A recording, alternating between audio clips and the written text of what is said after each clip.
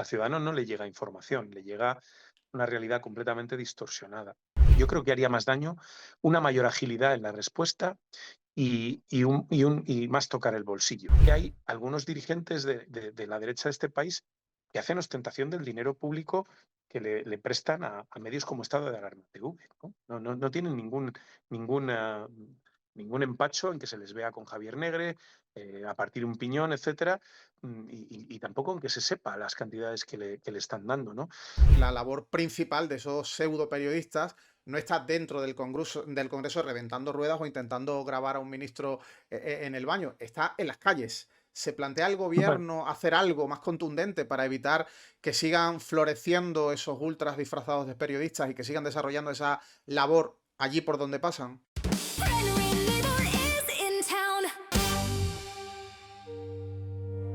Bueno, vamos a hablar de los mercenarios de la desinformación del sindicato del bulo, partiendo que hoy en día los ataques no vienen solo de un reducido número de influencers, odio esa palabra, pero bueno, es la que se usa popularmente, gente con muchos seguidores en las redes, no vienen esos ataques solamente de ellos, de pseudo periodistas o de troll stars. Hablamos ya de toda una industria mediática que vive del bulo, de esa polarización asimétrica, como tú la llamas, y del odio. ¿Cuál es tu diagnóstico sobre este asunto? ¿Cómo se define lo que está pasando y cómo hay que reaccionar desde los partidos y desde las voces que defendemos pues, valores democráticos? ¿cómo hay que reaccionar? No lo sé, porque ojalá tuviera yo la respuesta, ¿no? Sí que es verdad que creo que hay que trabajar en distintos ámbitos, el normativo es uno de ellos, para intentar atajar lo que está produciéndose, que no es otra cosa que un deterioro absoluto de la información que le llega al ciudadano, ¿no? Al ciudadano no le llega información, le llega una realidad completamente distorsionada. Pero esto no es exclusivo de nuestra sociedad. Hay un vídeo que rula por internet de un actor muy famoso, de Denzel Washington, en el que él dice que si no lees los periódicos, estás desinformado, no tienes información.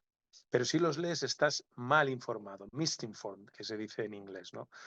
Eh, claro, esta es una realidad tremenda, ¿no? Porque si los medios de comunicación han abandonado algunos por gusto y porque ese era su objetivo, y otros porque se han visto arrastrados a un mundo en el que la verdad vende menos. Es que es mucho más divertido pensar que yo soy un mafioso, que tengo una vida bastante normalita y bastante aburrida. Es que es mucho más divertido pensar, o hay mentes que les parece más, no sé, eh, más interesante, no voy a decir divertido, pues pensar que en el parking de Paiporta, en el sótano, había 300 personas muertas o 400, ¿no? Que pensar que no había nadie. Vende más eso, el morbo, ¿no? Lo malo, lo negativo. Entonces, claro, pues hay medios que se dedican a eso porque han nacido en ese hábitat, y el resto pues se ha visto arrastrado. El contar la verdad exige trabajo, exige bueno, pues ética, exige una serie de principios. Mientras que mentir no exige ningún trabajo, es cuestión vamos, es muy fácil, tú te puedes inventar cualquier cosa y no exige ningún tipo de principio. Así que entre los que han nacido para mentir y los que se han visto arrastrados en esta competición tan desigual, en el que la verdad y la mentira no juegan en pie de igualdad, pues nos encontramos con un panorama mediático ahora mismo absolutamente, bueno, absolutamente inaceptable. Durante la tramitación de la reforma del reglamento del Congreso y de su régimen sancionador, se ha acusado al gobierno y a sus socios de querer amordazar a los periodistas. ¿Qué hay realmente detrás de la reforma del reglamento del Congreso contra los acosadores disfrazados de periodistas? ¿Me puedes contar cómo es el día a día conviviendo o coexistiendo con ellos? Yo pensaba que la sede de la soberanía popular era un lugar sagrado, ¿no? Y que trabajar ahí, ejercer tus funciones, pues tiene que tener un cierto orden. Hay un sitio para atender a los medios, así yo lo creía, y un sitio que es la Cámara donde trabajamos, donde debatimos, donde hacemos las leyes, etcétera, que tenía que ser un espacio sagrado. Pues a mí el primer día me siguieron hasta el baño con un móvil. O sea, es que es una cosa O alucinante, sea, ¿no? o sea, Entonces, cuando el nuevo reglamento deja claro que se penalizará con la retirada de la acreditación de prensa a quienes persigan y graben a cargos públicos en dependencias donde no esté autorizado hacerlo, se referían a eso, a que os claro, intentan grabar a hasta ver, en el yo baño. narro. Claro, yo narro este episodio, pero hay otros partidos, por ejemplo, que lo han sufrido, que se han ido a sus dependencias, que han grabado en sus mesas de trabajo, etcétera, etcétera. O sea, eh, esto es lo que ha sucedido en la sede de la soberanía popular y a mí, de entrada, pues me parece muy poco serio. Es decir, me parece que dice muy poco incluso de nosotros mismos como país, ¿no? Porque si en el lugar donde estamos representando a los ciudadanos se pueden hacer este tipo de cosas, pues sí, es que nos tomamos muy poquito en serio a nosotros mismos, ¿no? De todas formas, no te llegaron a grabar, ¿no? Porque no se publicó nada. No se publicó, grabar algo grabó. Es verdad que yo me di la vuelta y puse cara de asombro. Es que dije, o sea, estoy entrando en el servicio. O sea, me parece alucinante que me sigáis hasta aquí. O sea, es que ¿Qué, es una cosa. Yo qué dije, bueno, querría, pues esto no puede ser. Algo falla aquí. Ya, a mí qué me querría ver produjo Negre? Ya, ya. auténtico asombro, ¿no? Bueno, la reforma ya está, con muchas críticas de quien se esperaban las críticas, evidentemente, pero más allá de que posiblemente esa reforma llegue tarde, ¿no crees que se queda corta como medida estrella o única medida de momento para combatir la desinformación? Podemos o Esquerra Republicana pusieron precisamente el acento en que la labor principal de esos pseudo periodistas no está dentro del Congreso reventando ruedas o intentando grabar a un ministro en el baño, está en las calles. ¿Se plantea el Bueno, gobierno hacer algo más contundente para evitar que sigan floreciendo esos ultras disfrazados de periodistas y que sigan desarrollando esa labor allí por donde pasan? sí, bueno, hay otra agenda de medidas en curso, pero van a requerir más tiempo y más recorrido. Hay reformas legales que hay que hacer. El tema del derecho al honor, yo creo que es un tema que hay que abordar. Porque además yo creo que con este tema hay un tremendo complejo en nuestro país que está completamente injustificado en este momento, ¿no? Este país viene de una época de privación de libertades muy grande y eso propició que en esa etapa inicial democrática se primara la libertad de expresión sobre cualquier otra cosa, ¿no? Y se primara sobre cualquier otra cosa, en especial sobre el derecho al honor de las personas, ¿no? Claro, tras 40 años de democracia o 50, no es la libertad de expresión la que está en riesgo. Lo que está claramente en riesgo y lo que se ha socavado realmente, especialmente en estos últimos años, es el derecho al honor, ¿no?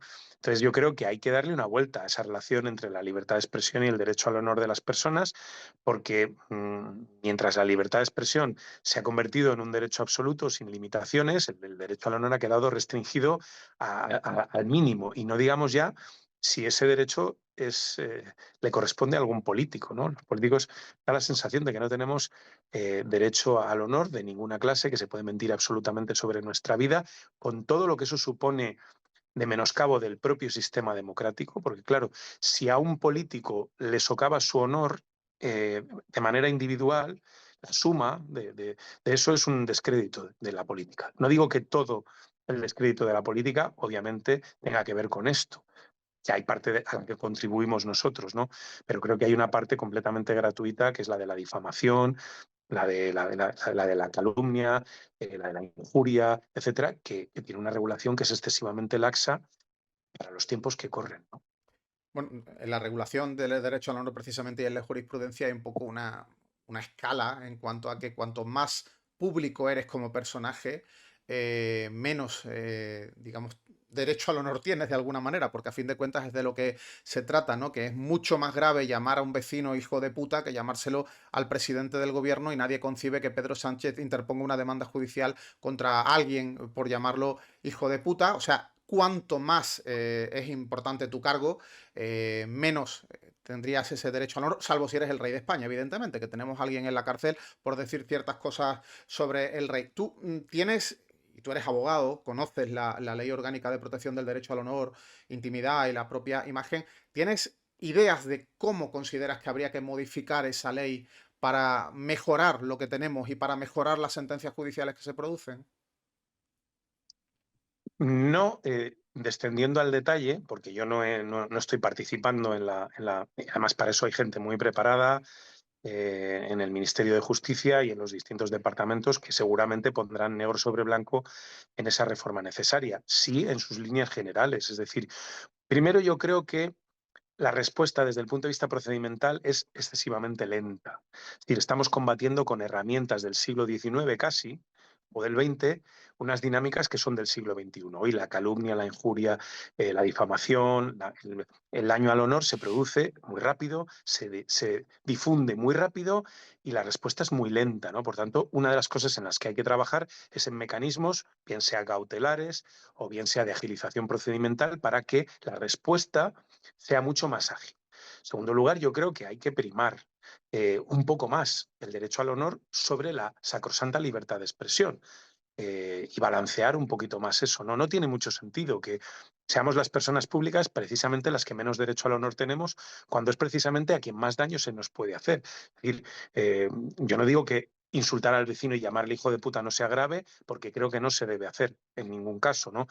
Pero sin duda la repercusión que tiene llamarle hijo de puta al vecino, llamársela a un personaje público a través de las redes sociales y ya no me refiero simplemente a un insulto, sino falsear la realidad dando a entender que es una persona distinta de la que es, el daño es terrible.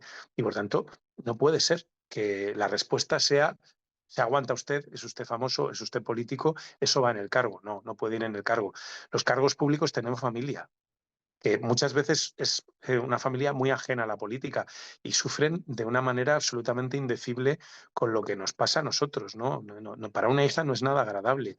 Yo me imagino a las hijas de Pedro Sánchez, pues cuando vean eso no creo que les resulte nada agradable. Se producen muchos daños en el entorno familiar. Entonces, esto no se puede tomar a broma. Yo creo que hay que tomarlo más en serio. Cuando digo políticos, voy a meter también en el saco a personas que ejercen otro tipo de funciones que tienen una amplia repercusión pública. Te tengo enfrente, tú lideras una asociación que vela por los consumidores y en esa tarea tienes que luchar contra algunos poderes que se resisten, ¿no?, a respetar esos derechos y que utilizan todo tipo de resortes.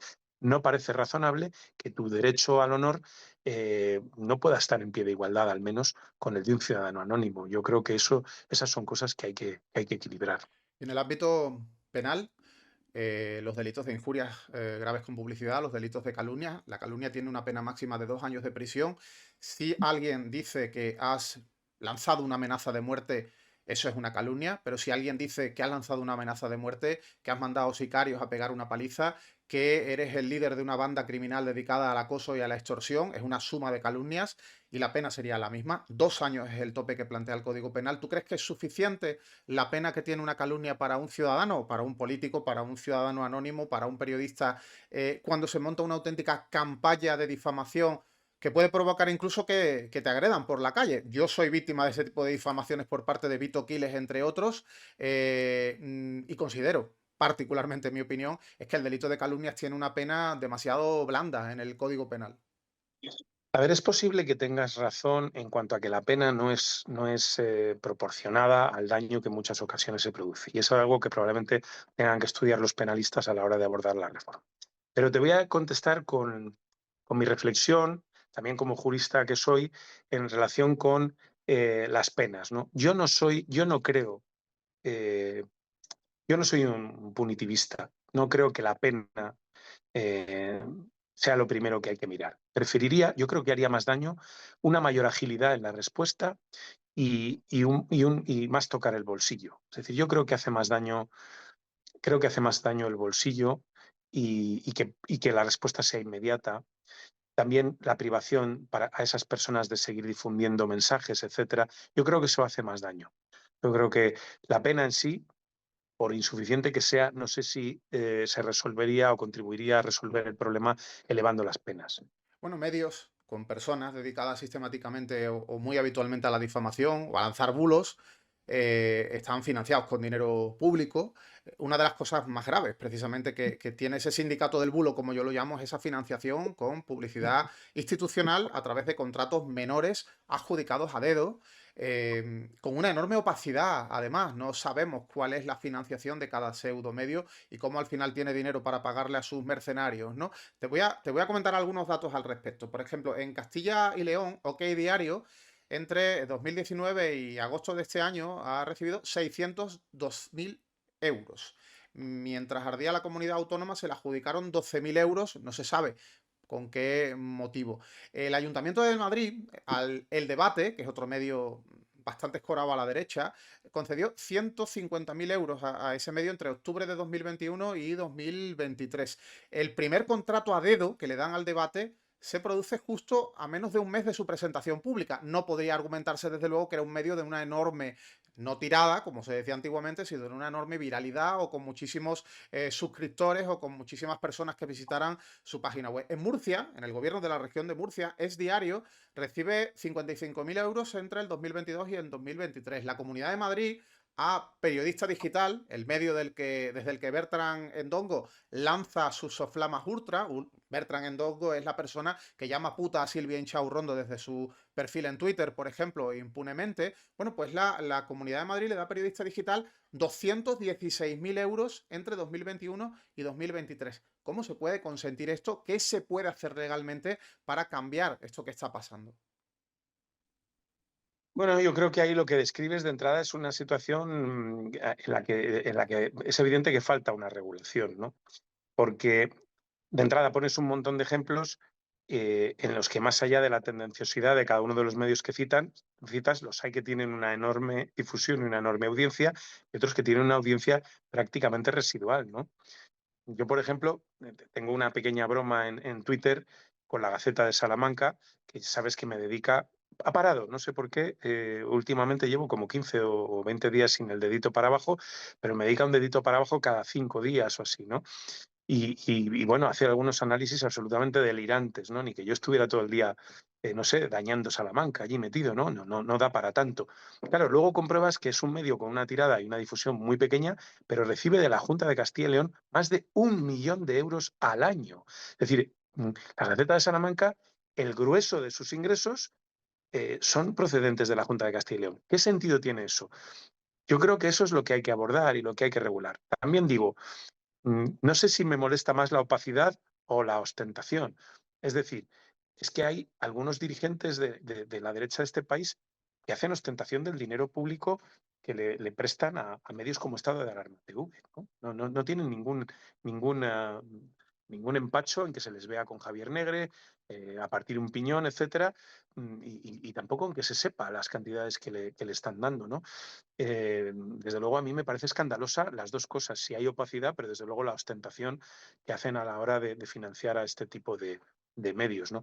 Y luego, pues el resultado, ¿no? El resultado es el veneno, ¿no? Que se inocula en la sociedad. Porque, bueno, pues tenemos una derecha que parece renunciar a hacer política, parece renunciar a presentar un proyecto alternativo y que basa todas sus aspiraciones de alcanzar el poder en la destrucción. Y la destrucción sin límites, destrucción política y también personal del adversario, ¿no? Y ponen pues, a estos mamporreros, a estos mercenarios que no tienen ningún tipo de escrúpulo, a destruir la vida de las personas que hacemos un trabajo en una formación política de izquierdas para complicárnosla al máximo, para hacernos muy difícil pues el día a día, etcétera, y que al final acabe no mereciéndonos la pena dedicarnos a esto, ¿no? Y acabemos tirando la toalla. Es lo que están intentando con el presidente del gobierno y lo que intentan con muchos de nosotros, ¿no? Por tanto, sí, es un tema que hay que abordar con urgencia y espero que seamos capaces de hacerlo. En eso se está trabajando también, desde luego.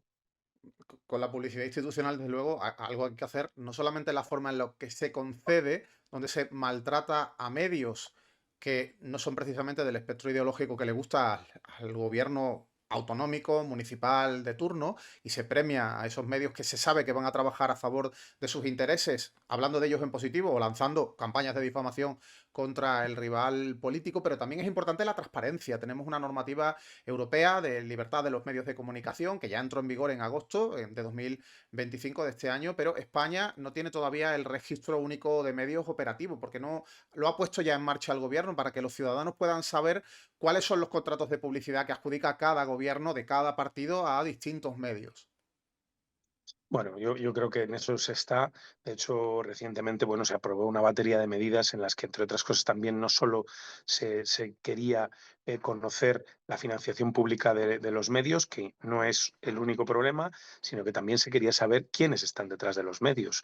Es decir, qué personas físicas o jurídicas están detrás de determinados medios, cuál es la financiación que proporcionan, ¿no? Porque tampoco nos podemos olvidar que esos medios no solo están financiados por instituciones públicas, en muchas ocasiones administraciones del Partido Popular o del Partido Popular y Vox, sino que también están financiados por importantes corporaciones a las que parece convenirles esa línea de trabajo por lo que sea, ¿no? Parece que, bueno, pues los intereses empresariales que tienen dependen en buena medida de la labor esta de acoso y de menoscabo de la integridad, incluso emocional, de los políticos de izquierdas, por la razón que sea, ¿no?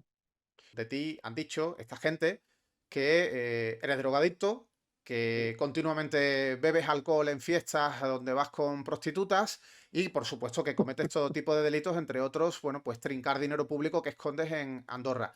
Y tú eres de los pocos que has puesto alguna que otra demanda o querella. Pero en el ámbito de la izquierda y concretamente en el Partido Socialista hay muchísimos políticos que han sufrido multitud de ataques, de campañas de difamación, pero no sois muy dados a poner demandas y querellas, no sois muy dados a la guerra judicial frente a quien os difama. ¿Por qué no recurrís a esa vía, por muy lenta que sea? Porque yo comparto contigo en que los procedimientos civiles, y ni que decir tienen los penales por temas de honor, son extraordinariamente lentos, pero antes o después se produce la sentencia.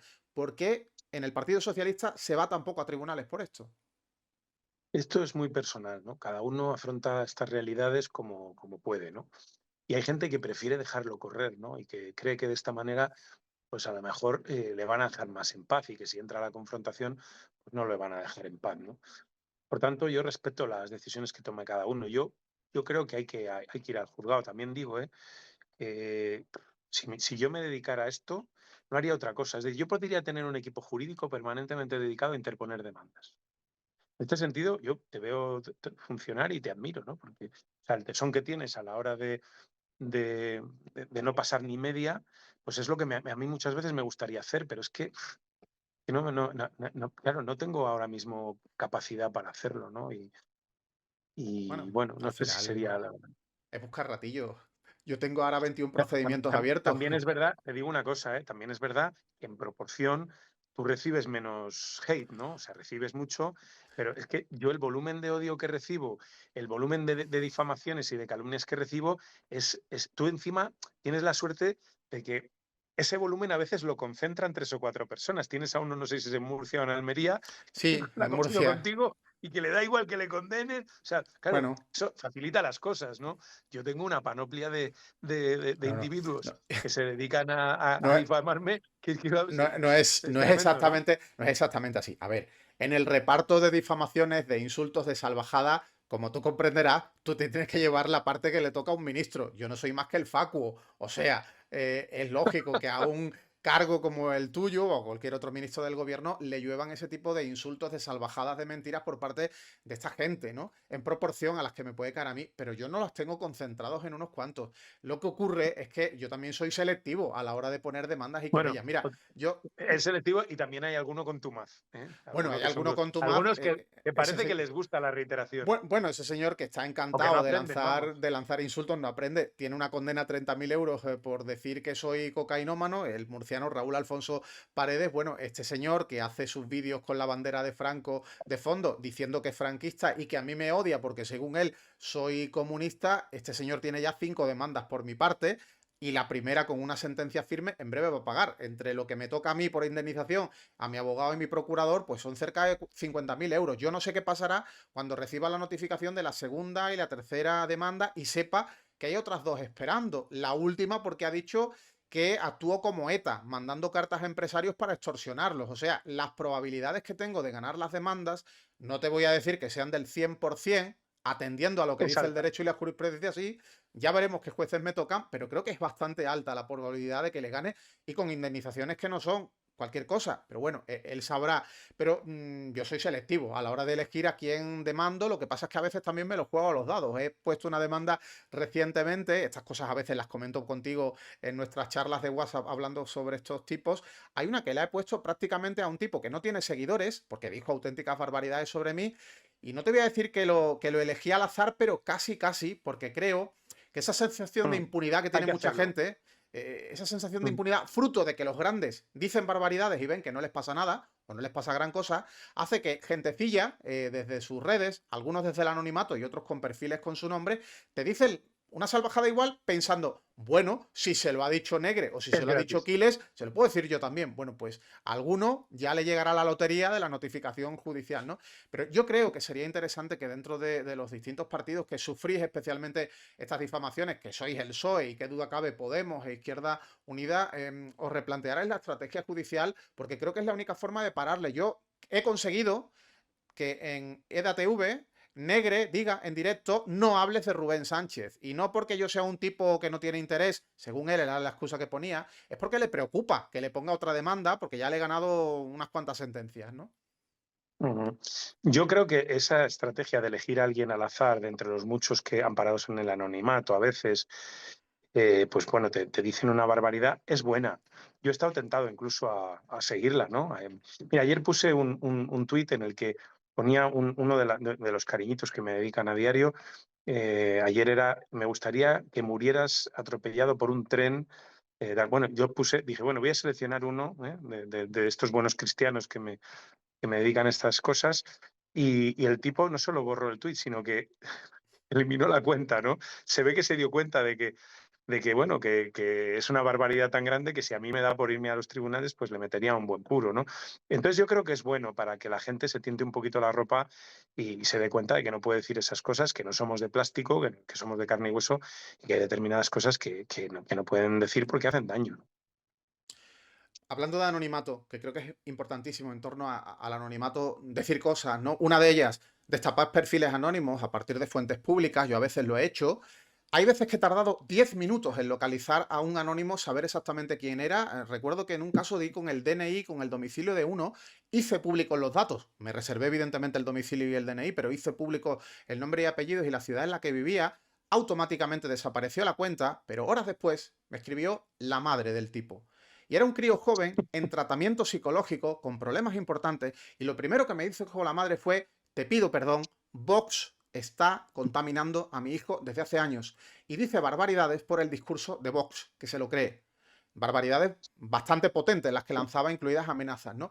Y en los últimos tiempos hay gente que nos estamos dedicando, y ha cobrado especial protagonismo Román Cuesta, estamos dedicándonos a destapar identidades de anónimos utilizando fuentes abiertas. Es decir, aquí no recurrimos, como el bulo que ha lanzado recientemente el abogado Jesús Santorio Lorenzo, señor liberal, aquí no nos dedicamos a acceder a fuentes de forma delictiva. Este señor dice que hay un tipo imputado porque es funcionario de prisiones y accede a datos del Ministerio del Interior. No, no accede por esa vía a los datos, son fuentes abiertas porque dejan huellas a veces. Hay algunos que han llegado a publicar fotografías de ellos con su cara, casi contando quiénes son y al final tirando de la investigación, que no es otra cosa que investigación periodística, ¿no? Pues damos con esos nombres. Pero al final le dan la vuelta al discurso los ultras y trasladan la idea de quienes destapamos el nombre de una persona que ha lanzado una amenaza de muerte, pues no sé, contra el presidente del gobierno y contra Pablo Iglesias. Recuerdo que fue uno de los casos que destapé. Somos nosotros los que estamos cometiendo el delito, somos nosotros los que estamos